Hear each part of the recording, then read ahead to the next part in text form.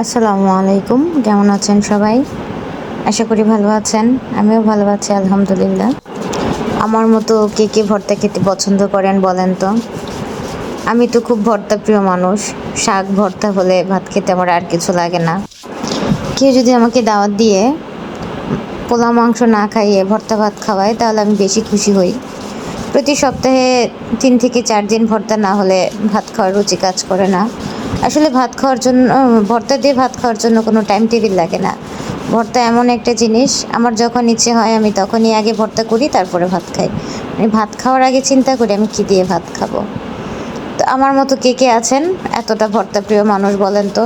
মানে ভর্তা বানাতে বানাতে আমার প্লেটে ভাত নেওয়ার মতো ধৈর্য থাকে না। আমি আগে পাটায় বসে ভাত খেয়ে নেই।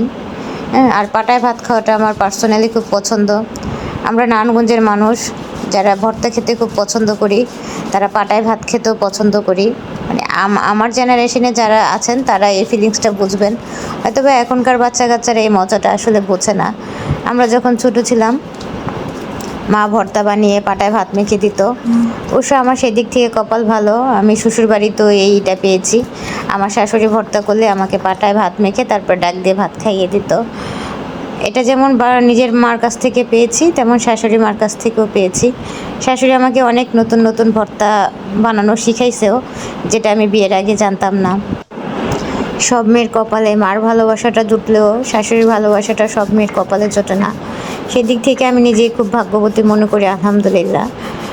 শাশুড়ি মার ভালোবাসাটা মার মতো করে পেয়েছি। এখনও শাশুড়ি মা আমি যেটা পছন্দ করি, শ্বশুরবাড়িতে গেলে সে ওইটাই রান্না করে খাওয়ায়। সে জানে আমি খুব ভর্তা পছন্দ করি, সে ভর্তাটা রাখবেই আমার জন্য। আমি যেদিন যাব সেদিন সে ভর্তার আয়োজন করে রেখে দিবে, যেন আমি গিয়েই ভাত খেতে পারি। শ্বশুরবাড়িতে যেদিন যাই ওদিন গিয়েই দেখি আগে মা কী রান্না করছে। তো রান্নাঘরে ঢুকে যখন মাকে জিজ্ঞাসা করি কী রান্না হয়েছে, মা আগে বলবে তোমার জন্য ভর্তা করছি, পটল ভর্তা, শুটকির ভর্তা, কাঁঠাল বিচের ভর্তা।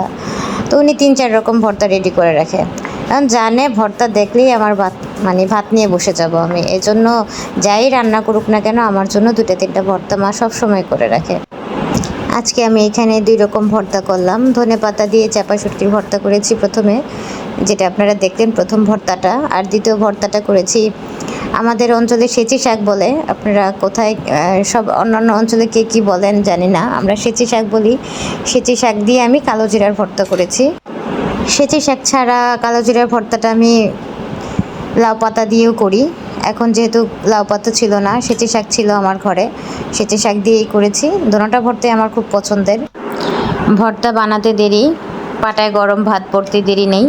এখন বেশি করে ভর্তা দিয়ে মাখিয়ে, তারপর ছোটোবেলা মা যেভাবে খাওয়াতো, বিয়ের পর শাশুড়ি যেভাবে এইভাবে ডলে ডলে ভর্তাটাকে ভালো করে মিক্স করে তারপরে মুঠি করে দিত, সেই খাবারের টেস্টটা ছিল আসলে অসাধারণ। ওটা ভাষায় বলে প্রকাশ করা যাবে না। তো এখন আমি হয়তো তাদের মতো সেই ফিলটা আসে না, তাও চেষ্টা করি এই ফিলটা নেওয়ার জন্য। এরকম ভর্তায় মাখা পাটায় গরম ভাত দেখলে কি আর ভয়েস দেওয়া যায় বলেন? ভয়েস দিতে খুবই কষ্ট হচ্ছে। ইচ্ছে করছে এখন উঠে গিয়ে আবার ভর্তা করি, তারপরে আবার ভাত খাই।